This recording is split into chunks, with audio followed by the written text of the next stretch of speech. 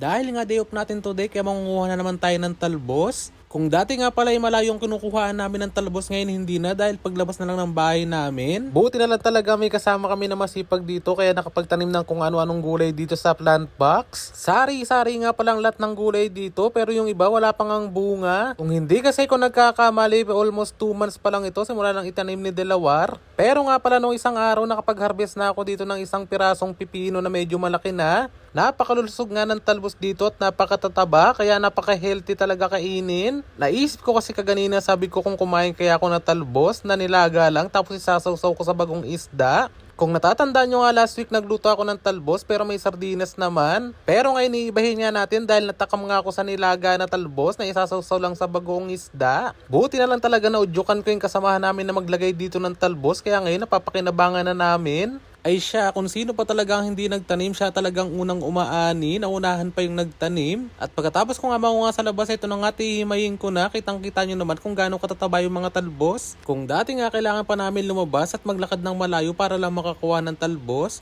pero ngayon nga nasa bakuran na namin kaya hindi na kami mapapagod. Dagdag pa nga dyan pag namunga na yung mga talong at kung ano-ano pa sa labas, mapapakinabangan din namin. Meron nga din pala ako nakita na malalaking okra na doon pero hindi talaga ako nakain ng okra simulat sa pool. Ewan ko ba talaga bakit hindi ako nasanay kumain ng okra o talaga nadudurasan lang ako sa kanya. Lilinaw ko lang po, hindi po ako maarte pero hindi lang talaga ako nakain ng okra. Take note po ah. O siya, yun na nga yun. Balik na tayo sa paghihimay ng talbos para makakain at makapagluto na nga tayo. Medyo madagta nga lang din pala to kaya ginamitan ko ng gunting at para mabilis na rin siyang maputol. Pagkatapos ko nga maghimay, nasikaso ko muna tong itlog para may pasok ko sa rep na hindi naman nakakalat sa lamesa. Mahirap na kasi baka talon-talon na ni Minggay at mamaya masira pa. Pagkatapos ko nga pala may salansan yung itlog at ito naman gagawa ko ng sausawan. Dahil nga pala walang lemon, pongka na lang pinanggamit ko na pang asim. At eto na nga yung bagong isda, hindi ko alam kung saan lupalop nang galing to basta nakita ko lang sa loob ng rep. Napakasarap nga naman talaga ng ganitong pagkain at napaka-healthy pa. Kung hindi nga ako nagkakamali, parang natikman ko yung ganitong ulam way back 2 years ago pa, matagal-tagal na. Sa Isabela ko pa yata natikman ng ganito kaya hinanap-hanap ng panlasa ko. Tapos ko nang timplahin ito kaya titikman ko kung anong lasa. Habang naghihimay nga ako kanina, nagpakulo na ako para mailagay ko yung mga talbos at ma-steam lang sila ng bahagya dyan. Syempre hindi naman natin lulutuin ng sobra-sobra dahil mas masarap pa din ng medyo crunchy siya. Tapos nga pala nilubog-lubog ko lang siya dyan sa mainit na tubig para mas lumambot ng konti. Minsan talaga nakakamiss kumain ng mga ganitong ulam, lalo na pag nag-iisa ka. Nag-iisa ka kasi hindi ka pinili. Charot. After 10 years ito na nga at kakain na tayo. Tignan nyo naman kung gaano kasarap. Mapaparami ka talaga ng kanin lalo pat pag medyo maanghang ang sausawan mo kaso wala kasi kung sili. Yung kaninang iniisip mo nga lang nakakainin mo ngayon makakain mo na. Kaya tara na, samahan nyo akong kumain ng pati kayo mabusog. Kaya ito lang masasabi ko, pag nagtanim ang iba may maaani ka. Yun lang, maraming salamat at sana nabusog din kayo sa pagkain.